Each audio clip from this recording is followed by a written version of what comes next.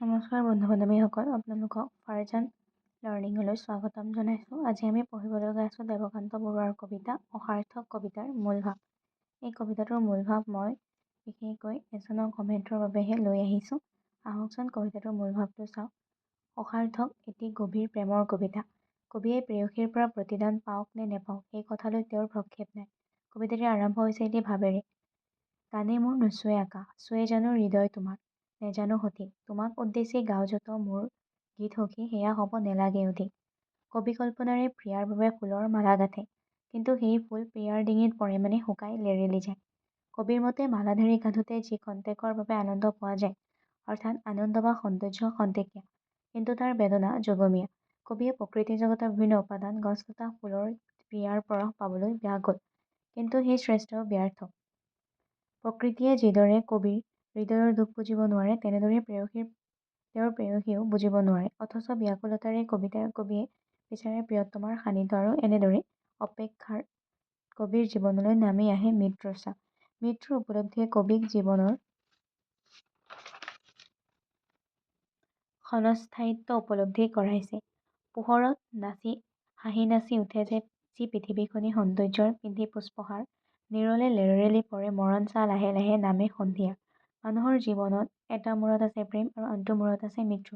মৃত্যুৰ গভীৰ উপলব্ধিৰ মাজতো ভালপোৱাৰ ভাৱাৱেগ কবিৰ হৃদয়ৰ অধিকাংশ ঠাই আগুৰি আছে। তেওঁৰ মতে প্ৰেম চিৰন্তন, বাকী সকলোবোৰ মিছা। খন্তেকীয়া জীৱনকালত ক্ষণভংগুৰ এই পৃথিৱীত কবি নিজেও মৰকি যাব, গতিকে দুদিনীয়া যৌৱনৰ কাৰোবাক ভাল পোৱাটো এটা স্বাভাৱিক সত্য। পাপপূৰ্ণ উদ্ধত এই অনুভূতি। এনে এক পৰমাত্মাৰ উপলব্ধি অসাৰ্থক কবিতাটিত পৰিলক্ষিত হয়। মৰহি আমিও মৰহি যাম, অসাৰ্থক প্ৰেম মোৰ, পাপ মাতো এই চুমাচুমি। কি কৰিম হক পাপ ক্ষতি নাই, মই পাম স্বৰ্গ তাতেই ৰবা তুমি। প্ৰেমৰ চুমাচুমি মিলন পাপ হলেও তালৈ কবিয়ে ভ্ৰক্ষেপ নকৰে। কবিৰ একো ক্ষতিও নহয়, কাৰণ ধূলি-ধূসৰিত এই পৃথিৱীখনেই কবিৰ বাবে স্বৰ্গ। মুঠতে দেৱকান্ত বৰুৱাৰ অসাৰ্থক যৌৱন আৰু ভালপোৱাৰ এক স্বপ্নৰঙীন সমাহাৰ। কবিৰ ভাষাত এই কথা স্পষ্ট। এটা কথা জানো মাথো, জীৱনৰ যত দৈন্য সঁচা মিছা পংক পাৰ হৈ, ফুলিছো পদুমটি ওঠতে লগাই উঠ মনোৰমা, তুমি আৰু মই। এই দৃষ্টিত দেৱকান্ত বৰুৱাৰ অসাৰ্থক এটি ভাৱবাদী ৰোমান্টিক কবিতা। কবিতাটিৰ আন এক উল্লেখযোগ্য বৈশিষ্ট্য হ'ল ব্ৰাউনিঙৰ নাটকীয় একোক্তি প্ৰয়োগ। কবিতাটোত কবিৰ বক্তা শ্ৰোতা হ'ল তেওঁৰ প্ৰিয়া। সেই প্ৰিয়া যেন তেওঁৰ কাষত ৰৈ আছে, আৰু কবিয়ে হিয়া উজাৰি তেওঁক মনৰ কথা ব্যক্ত কৰিছে।